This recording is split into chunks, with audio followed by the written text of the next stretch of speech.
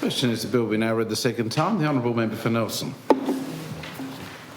Thank you, Mr President. Just a short contribution with a couple of questions that perhaps can be responded to from the government. And thank you to the member for Hobart for outlining the model litigant rules there. And it is incredibly pleasing to see this new way of dealing with civil litigation from the state government.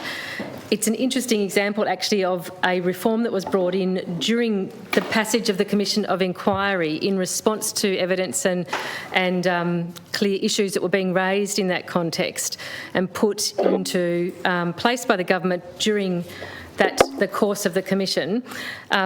Interestingly, in relation to the bill we had yesterday, this may have been one of the things that won't be captured, for example, under the Child Monitor as being monitored for its implementation, but perhaps it should be in some way. One of my questions relates to that, and that is, while we're all very pleased with the intention of having this state litigator with a trauma-informed approach, complying with model litigant rules, being responsible for civil matters for the state, I wonder how we will know that in fact that's what is transpiring.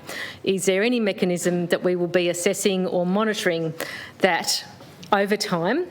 It's still relatively new, but we know there's probably going to be a reasonable amount of work for this role in this office over the next little while as a result of the fallout of the Commission of Inquiry. So how will we have confidence here in this place but also in the broader community, particularly amongst people who may have to come into contact with civil matters relating to the state? How will we know that in fact we can trust that this is a model playing out as intended?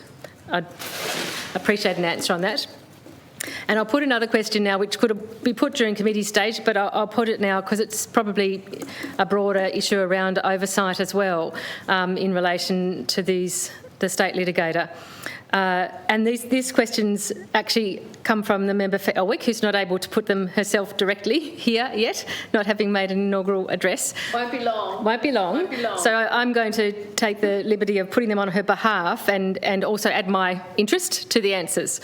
So it relates to the fact that one of the things this bill does is to exempt the role that the state litigator from the Ombudsman's Act and the purview of the Ombudsman, and that's explicitly there in Section 11. And what the question is, and it also exempts it from the RTI Act as well, noting that's also explicitly in the bill. So then there's a question around oversight and around transparency and accountability. So is the state litigator a public authority or recognised as a state agency for the purposes of the Integrity Commission Act?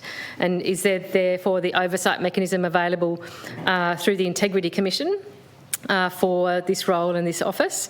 And if not, when I read the Integrity Commission Act, it looks like it might be, but if it's not, who are they then accountable to, and by what mechanism can we regard oversight to be applied to this role?